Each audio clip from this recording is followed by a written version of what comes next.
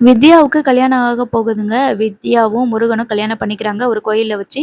So நம்ம முத்துவும், மீனாவ தான் தலைமை தாங்கி நடத்தி வைக்கிறாங்க. அந்த கல்யாணத்துக்கு எல்லாருமே வந்திருக்கிறாங்க.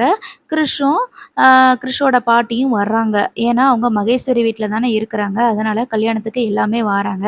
இதுல முருகனோட சொந்தக்காரங்க வந்து யாரு அப்படின்னு சொல்லி பார்த்தீங்கன்னா, ரோகிணியோட முதல் கணவர் இருக்கார் இல்லையா? சேகர் அவரோட சொந்தக்காரங்களா இருக்கிறாங்க. இப்போ கல்யாணத்துல எல்லாருமே வர்றத பார்த்துட்டு சீரும் சிறப்புமா தான் கல்யாணம் நடந்துட்டுருக்குது. அப்ப அந்த லட்சுமி இருக்காங்க இல்லையா? அதாவது ரோகிணியோட அம்மா வந்து சேகரோட சொந்தக்காரங்கள வந்து பார்த்துடுறாங்க. ஐயய்யோ! இது வந்து ரோகிணியோட முதல் கணவர் இருக்கார் இல்லையா? முதல் புருஷன் இருக்கான் இல்லையா? அவனோட சொந்தக்காரங்களாச்சே! இந்த பொம்பளை என்னைய பார்த்துச்சுன்னா கண்டுபிடிச்சிருமே! அப்படின்னு சொல்லிட்டு கோயில்ல என்ன பண்றாங்கன்னா, எல்லா இடத்துலயும் போயிட்டு அந்த பொம்பளையோட கண்ல படாம ஒளிஞ்சுட்டே இருக்கிறாங்க.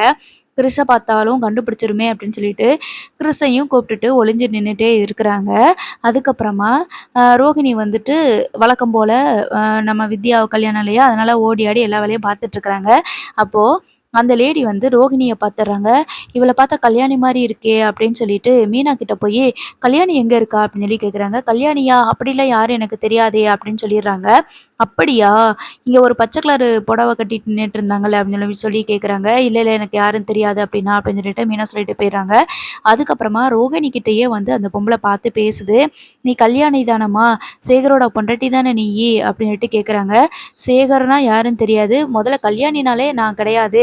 அப்படின்னு சொல்லி சொல்றாங்க. "இல்ல நீ தான் கல்யாணி எனக்கு நல்லா தெரியும். உங்க அம்மாவும் உன் பையனும் எப்படி இருக்காங்க? நீ கல்யாணம் பண்ணிக்கிட்டியா அடுத்து?" அப்படின்னு சொல்லிட்டு பேசிட்டு இருக்கிறாங்க. "ஏம்மா உனக்கு ஒரு தடவ சொன்னா அறிவில்ல? நான் கல்யாணம் இல்லன்னு சொல்லிட்டு இருக்கிறேன். மாத்தி மாத்தி வந்து புருஷன் எங்க? பிள்ளை எங்கன்னு கேட்டுட்டு இருக்கிற?" அப்படின்னு சொல்லிட்டு ரோகிணி வந்து திட்டுறாங்க. இத வந்து மீனா வந்து பார்த்துடுறாங்க. "என்னாச்சு ரோகிணி? அந்த லேடி கிட்ட அந்த பொம்பளை கிட்ட ஏதோ கத்தி பேசிக்கிட்டு இருந்தீங்க. கோவப்பட்டு பேசுற மாரி தெரிஞ்சுச்சு" அப்படின்னு சொல்லி கேட்குறாங்க. ஐயோ! இவளுக்கு வந்து எதுவும் கேட்கல போல இருக்கு. நல்ல வேலை அப்படின்னு சொல்லிட்டு, "ஆமா மீனா, அவங்க யாருன்னே தெரியல. யாரையோ பார்த்துட்டு கல்யாணிய பார்த்தியா? கல்யாணிய பார்த்தியான்னு கேட்டுட்டு இருக்கிறாங்க. யார பார்த்து கேட்குறாங்கன்னே தெரியல. நானும் அப்ப இருந்து பார்த்துட்டுருக்கேன். ஒவ்வொருத்தவங்களையா பிடிச்சு பிடிச்சு கேட்டுட்ருக்குறாங்க. இந்த கல்யாணத்துல எதுவும் வம்பு இழுக்கணும், சண்டை போடணும்னு நெனச்சுட்டு இப்படி பண்றாங்களா என்னமோ?" அப்படின்னு சொல்லி சொல்றாங்க. "ஏன் அப்படி சொல்றீங்க? எதுக்காக சண்டை போடணும்? அதான் 2 வீட்லயும் சமாதானம் பேசி தானே கல்யாணம் பண்ணி வைக்கிறாங்க." அப்படின்னு சொல்லி கேட்குறாங்க. "இல்ல வித்யாவோட இப்போ பார்த்துருக்கா இல்லையா? உங்க மாப்பிள இருக்காங்க இல்லையா? அந்த முருகனுக்கு வந்து அத்தை இருக்காங்களாம். அவங்க அத்தை பொண்ண வந்து கல்யாணம் பண்ணணும்னு சொன்னாங்களாம். ஆனா முருகன் வந்து வித்யாவ கல்யாணம் பண்ண போறதுனால, அந்த கோவத்துல ஏதாவது பிரச்சனைய உண்டு பண்ணி கல்யாணத்த நிறுத்திறணும் அப்படின்னு சொல்லிட்டு, தேவையில்லாம என்னென்னமோ பேசிக்கிட்டு இருக்குது இந்த லேடி அப்படின்னு சொல்லி சொல்றாங்க.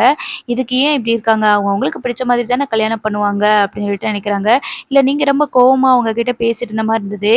ஏதோ ஒரு பையன் உன் பையன் என்ன பண்றான்? அப்படின்னு என்னமோ கேட்டுட்டு இருந்தாங்க அப்படின்னு சொல்லி கேட்குறாங்க.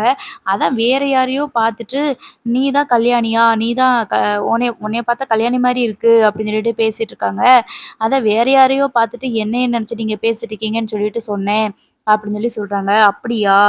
அவங்களும் வந்து என்கிட்ட கல்யாணி எங்கன்னு கேட்டாங்க." அப்படின்னு மீனா சொல்றாங்க. அதான் மீனா ஏதாவது கல்யாணத்த நிறுத்தணும்னு சொல்லிட்டு புதுசு புதுசா ஐடியா பண்ணி என்னத்தையாவது கேட்டுட்டு இருப்பாங்க. சரி அத விடுங்க நல்லபடியா கல்யாணம் முடிஞ்சிருச்சுல, அடுத்து நடக்க வேண்டியத பார்ப்போம் அப்படின்ற மாதிரி சமாளிச்சுடுறாங்க.